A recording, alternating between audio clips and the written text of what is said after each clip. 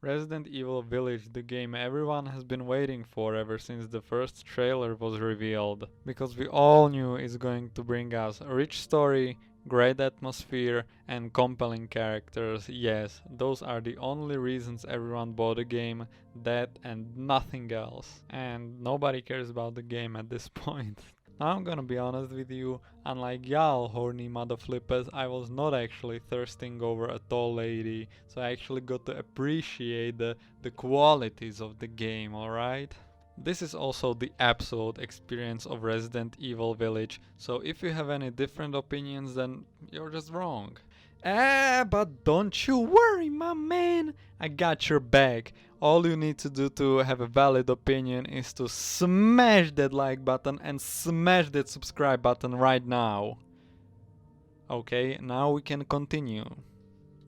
So the story begins very simply. Ethan with his wife and daughter are having a very nice little family time when suddenly Chris, of all people, ambushes them, killing Mia in the process and kidnapping Rose, the daughter, in order for Ethan to start a family with Claire so the Redfield lineage can continue. Ethan is detained as well, and as they're being transported, something happens and they crash. Rose is gone and now it's up to you to look for her. And I'm gonna stop right there. Does this plot seem a little bit familiar? You know, just a blonde man looking for someone's daughter in the middle of a European village. Does it ring any bells? Think, okay, think! And that's precisely correct. This game is basically just copy-pasted Resident Evil 4. This game is to Resident Evil 4 what JoJo Leon is to Diamond is Unbreakable. You have the village, the castle, a cult controlling the village, and even the first Lycan attack is essentially identical to the first Ganado ambush in Resident Evil 4.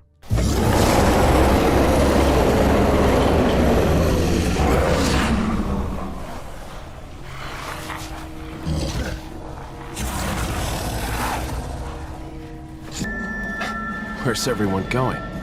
Bingo?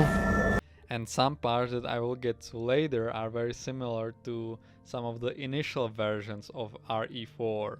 So forgive me if I draw comparisons every now and then, but this blatant plagiarism of Capcom's own product cannot be ignored. Village, not the game but the location in the game, sets the atmosphere quite well. I gotta say, it was not quite as creepy as, for example, the house in Resident Evil 7, mostly because the village was more open, so it did not have this claustrophobic feel to it. Also, you arrive at the village at pretty much daytime, which is a bit unusual for horror games in general to take place during daytime. I mean, yes, at the beginning of RE7 it was daytime, but most of the game takes place during the night, and here most of the game takes place during the day.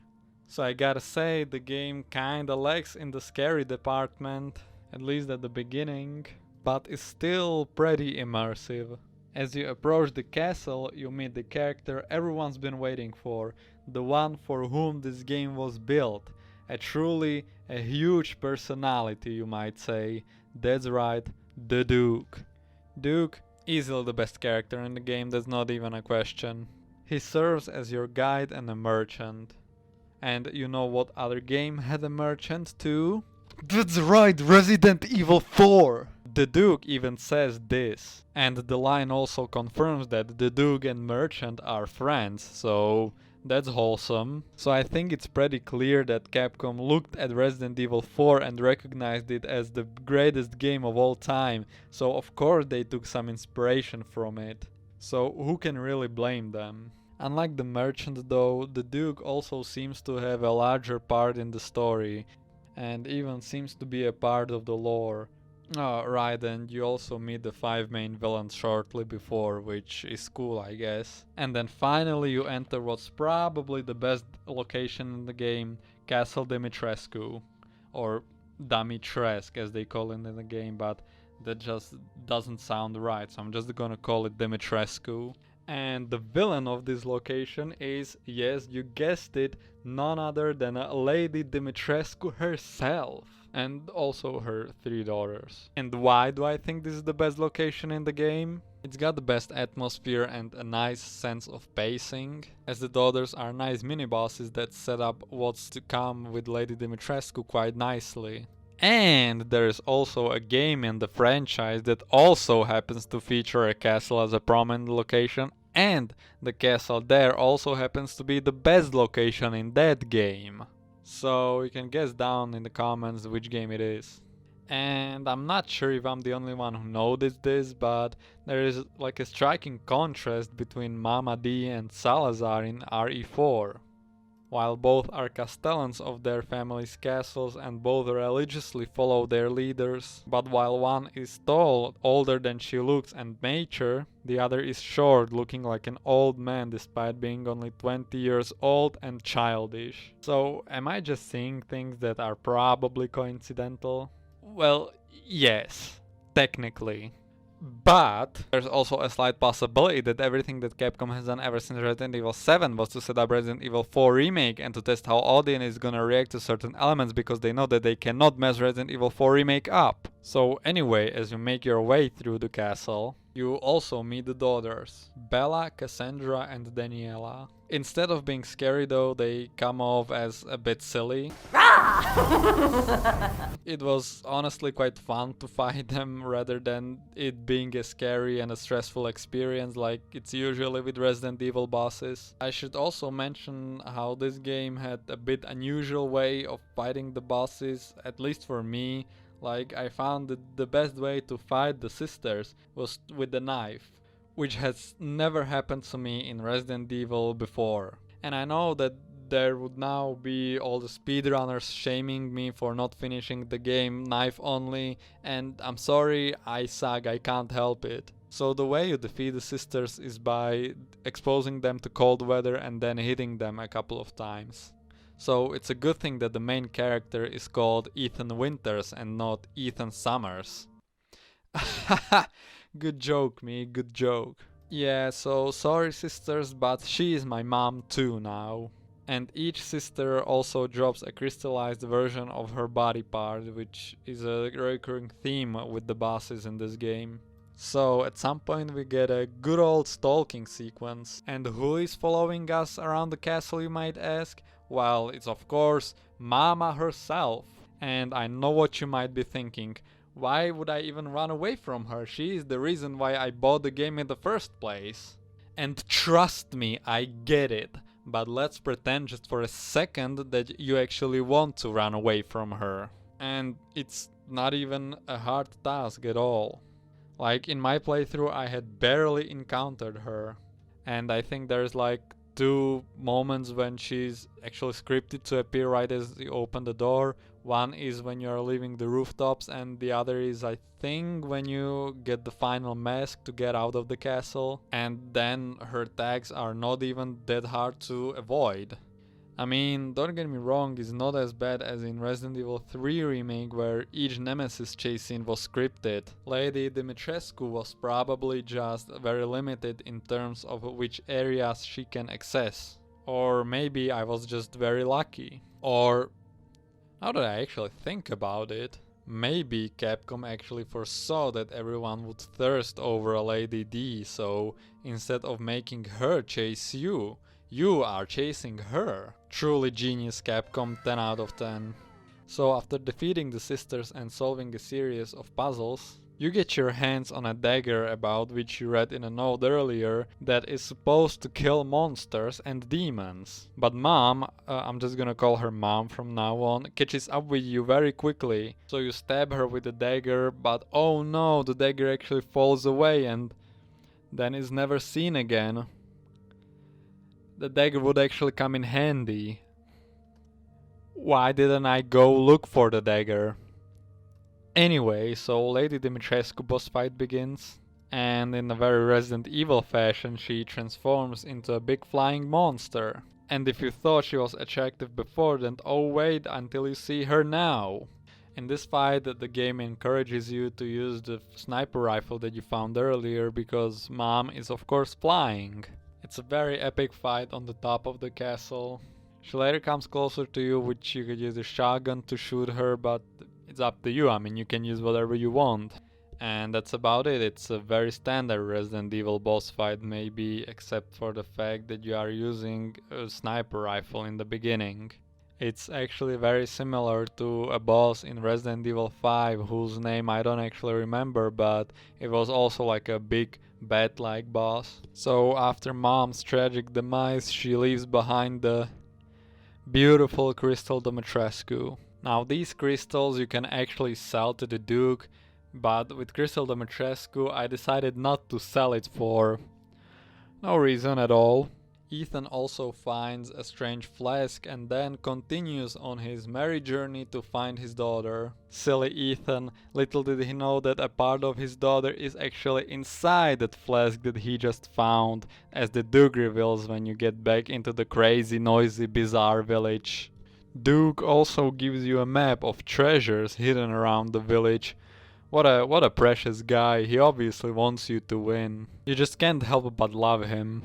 And technically you don't have to find the treasure, but you really should, because one of the treasures has Magnum inside it, so you really want that Magnum. And our next stop on Ethan's little adventure is House Beneviento. And I'm pretty sure everyone would agree this is by far the scariest part of the game. It's very similar to that part of Resident Evil 7 when you're in Evelyn's room, I believe it was. So to understand the part of the game with Donna Beneviento, you really need to understand her backstory a little more. Donna Beneviento's parents committed suicide when she was still a child. She has suffered an undiagnosed mental illness which caused her to communicate through a doll made by her father called Angie. And when she grew up, she mostly focused on her hobby of doll making, going as far as replacing her entire dead family. And basically that's where her gimmick comes from. And that's also what I meant when I said some aspects resemble the development versions of Resident Evil 4. Mainly the often called hallucination version featured dolls coming to life to fight Leon, and that's basically what happens in House Beneviento. As you enter, the sense of uneasiness immediately sets in. The house consists of 2 floors and a large basement. When you arrive, there isn't much for you to do on the ground and top floor,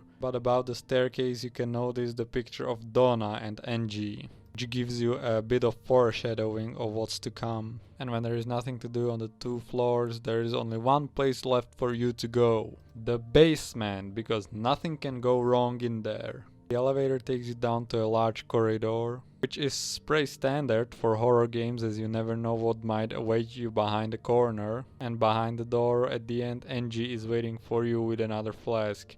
And this is where the fun begins. The moment you take it, the lights flicker and you are left with an empty inventory, and the table that was previously covered with blanket now reveals a wooden doll of Mia. This segment also has what seems to be the longest sequence of puzzles that are not very difficult by any means. Probably a kindergartner could solve them, like any other puzzle in the game. But then again, maybe it's just that my brain is too gigantic to find this puzzle hard. Yeah, being extremely smart is sometimes a burden. Not like any of you simpletons would understand. And then the most creepy and unsettling thing happens. While you're solving the puzzles, Donna is verbally assaulting Rose, saying things like it would be better if Rose was never born and Ethan would be better off with Donna as his daughter. After you gather everything that you need to escape by the elevator, Donna sends this abomination of a monster in the shape of a deformed baby after you. Now, granted, the monster isn't as disgusting as a real-life baby, but it's still pretty scary. You, at that point, still have no weapons, so your only option is to run and hide in closets, like a good old Outlast game. So after you find your way to the elevator, you need to wait for the elevator to come down. Again, good old Resident Evil gimmick. And while you're waiting, the baby almost catches up with you, so you need to decide very quickly if you should just wait or run away and do one more loop around the place. Well, the correct answer is to wait, because you can actually make it in time. So 10 out of 10, this is the kind of horror everyone expects from Capcom. After that, the boss fight follows, which is okay, I guess. Essentially, you meet Angie and a bunch of other dolls, and you're supposed to look for Angie around the house as your time goes down. The dolls go more and more berserk until they finally attack you if you don't find her in time. And when you finally do, you stab her in the head with scissors you found earlier, and she goes to hide again. This repeats twice, I think, and it's not very hard to find her. The house is not very big, so she only has so many places to hide in.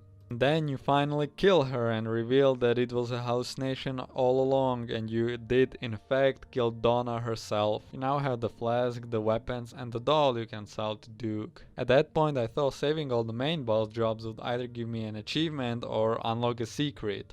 Which, spoiler alert, did not happen. So I kept all the most expensive jobs on me for no reason. In fact, I think when you actually do sell them, the Duke will have special dialogues about the items. And our next stop is the worst part of the village. The next sibling is called Moreau. Looking at him at first, I thought he might have been inspired by Quasimodo, but I later found out that he was based on Gothic horror literature, namely The Island of Dr. Moreau. Yes, that's also where his name comes from.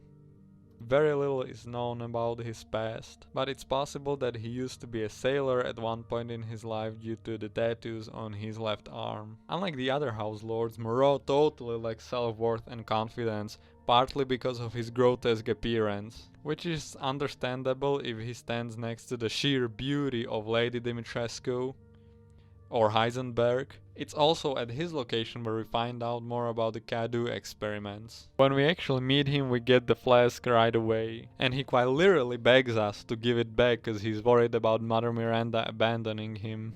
I would even feel bad about him if he wasn't so ugly. Or French.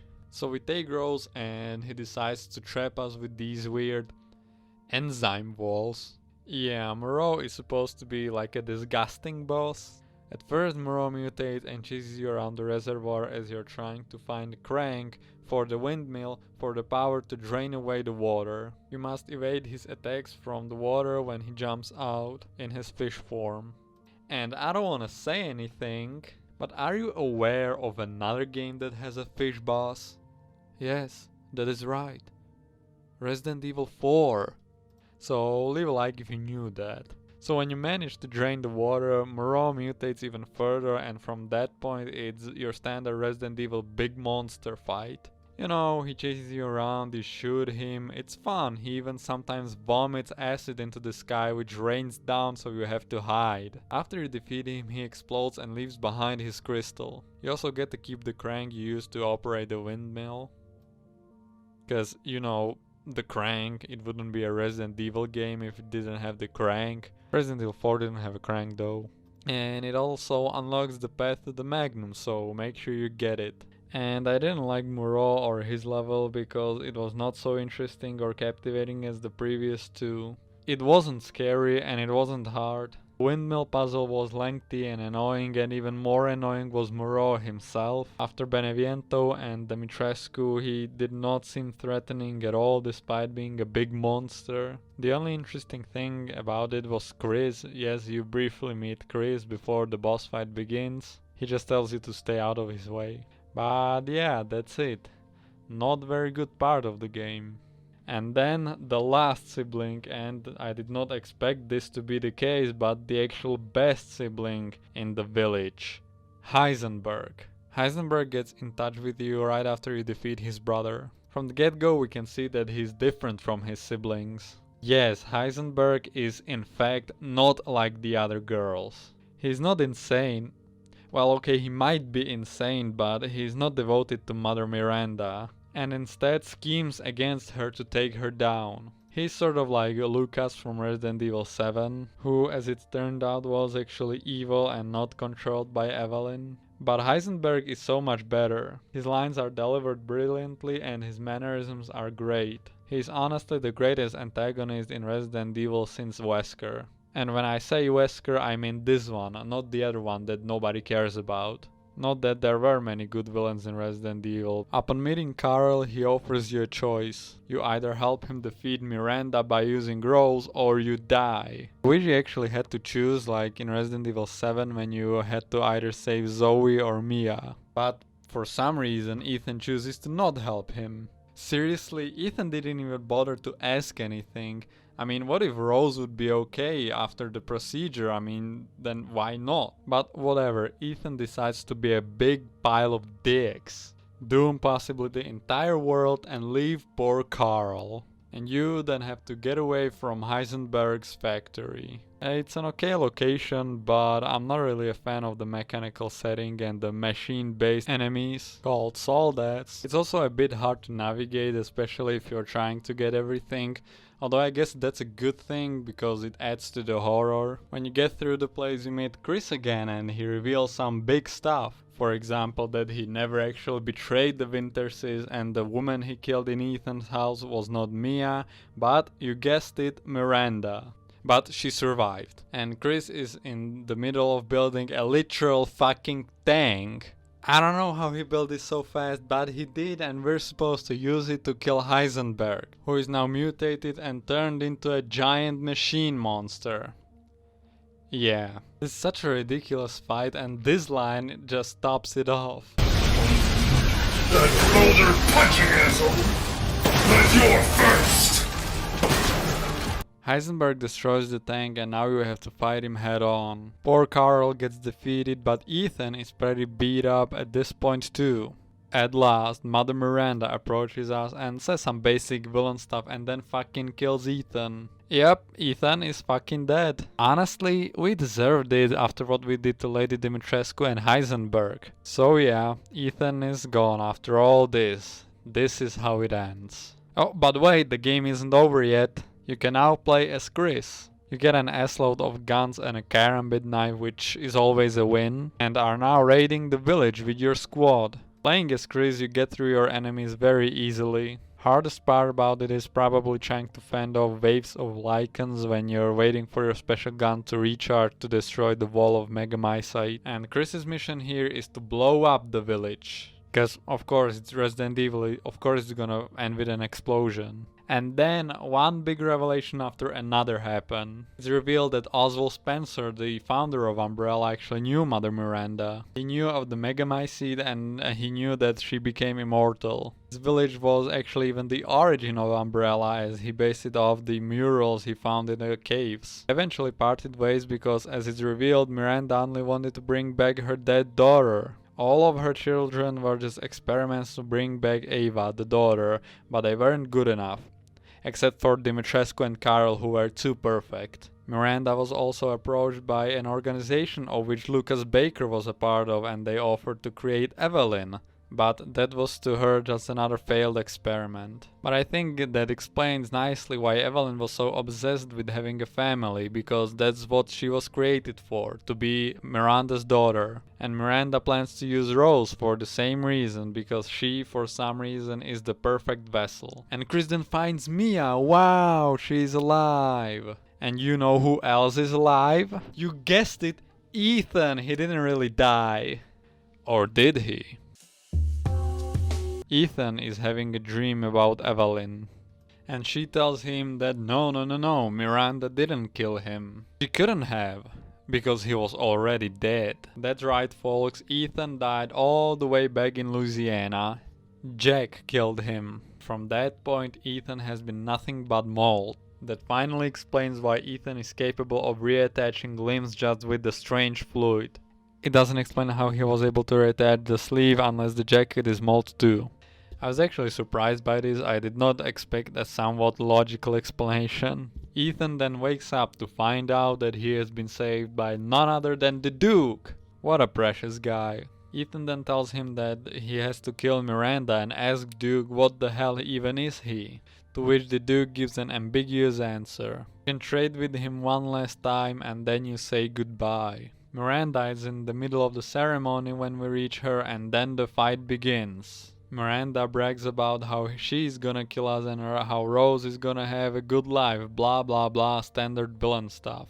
So after we kill this immortal being, we grab Rose and Chris comes to greet us and escort us to the helicopter. Ethan though feels like he's not going to make it, so he gives Rose to Chris and grabs the detonator he was planning to use to destroy the island. I mean the village, sorry, island, that's a different Resident Evil game.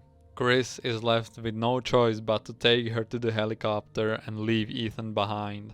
Mia asks for Ethan and then the explosion goes off and we see the helicopter leave. But don't you worry, we live in the year 2021, so of course there is a post-credit scene. We there see Rose, who is now all grown up. And I'm sorry, but the first thing I thought of seeing this was, how old is Leon in this timeline? Like seriously, I did the math and he would be like 60 years old now. He is fucking old, Capcom. How are you going to make a game with him in the current timeline now? I don't care about Ethan, I don't care about Rose, I want Leon. Or what is this now? Winters' Bizarre Adventure that each game is going to feature Ethan's descendants? Anyway, Rose goes to her father's grave. Then an agent comes and takes her somewhere and jokingly calls her Evelyn, to which she explodes and threatens him. Understandably, I wouldn't want to be called by the name of a girl who tried to kill my father either. And apparently Rose has some crazy powers. Then they ride off and they are stopped by some guy. And I've seen theories about this guy being actually Ethan, but if you think that's the case, then you're a moron. Cause it's the Duke. As we know, he can teleport because we've seen him teleporting around the village. So he obviously survived the explosion and then hit the gym, and after years of hard work he now has a selection of good things on sale, and who else to trade with than the daughter of his best customer. It's already been confirmed that Resident Evil 9 will actually be the final in the Resident Evil 7+8 trilogy, so it's safe to assume that Duke is gonna be there and that was actually him. And that's where the story ends. The story does its job, I guess. I mean, nobody bought the game for the story. I feel like, considering that it's a horror game and a Resident Evil game, it's a pretty nice story. Perhaps the things that I would change would be to have Muro as the first enemy and then Lady Dimitrescu as the third. I think that having her as the first sort of overshadows her and gets rid of her too soon. That way we could also have more interactions with Heisenberg and Lady Dimitrescu, which the two of them had a sort of a rivalry between them. And just more of Lady Dimitrescu in general. We deserve more. And also I'd maybe change Rose being Miranda's biological daughter, as Miranda was impersonating Mia anyway, because I think that would add more to the character of Rose. And it's not like Mia even does anything in the game or in general, and she kinda sucks, I don't like her. Gameplay wise, I'm kinda conflicted. There were some big changes from Resident Evil 7, but most of it was kept the same. There were elements brought from, again, Resident Evil 4, most notably the inventory system and the Duke as a merchant. I think the inventory system from Resident Evil 7 works better for a horror game, cause it keeps you anxious that you can only carry so many items, and what if you find an important key? You would have to find the box again and then come back. Here, key items don't even take space in your inventory. And another thing brought from Resident Evil 4, there are a lot of guns. There are multiple pistols and shotguns, and while the same is true for Resident Evil 7, at least there you had to earn it by solving puzzles or something. Here you can just buy it.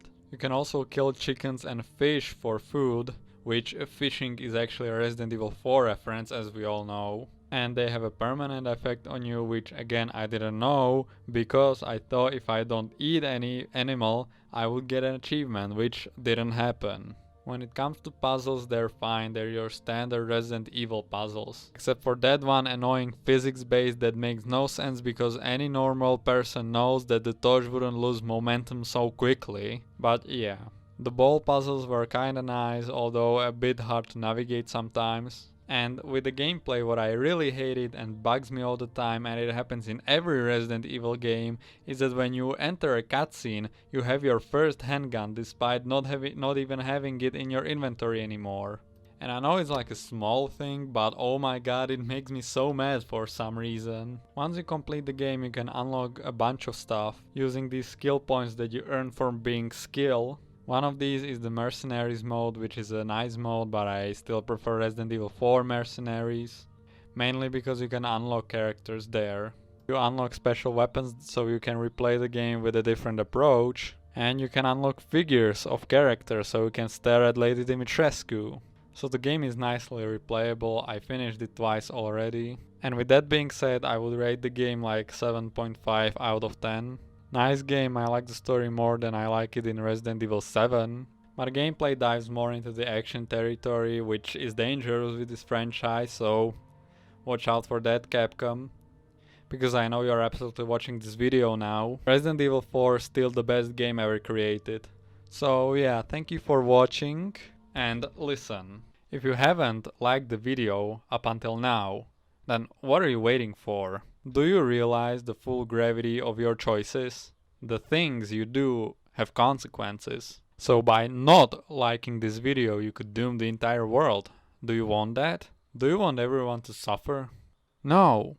Then please, do the right thing and like this video. You don't have much time left. Oh, and also subscribe. Subscribe too. I will leave this choice to you. Goodbye.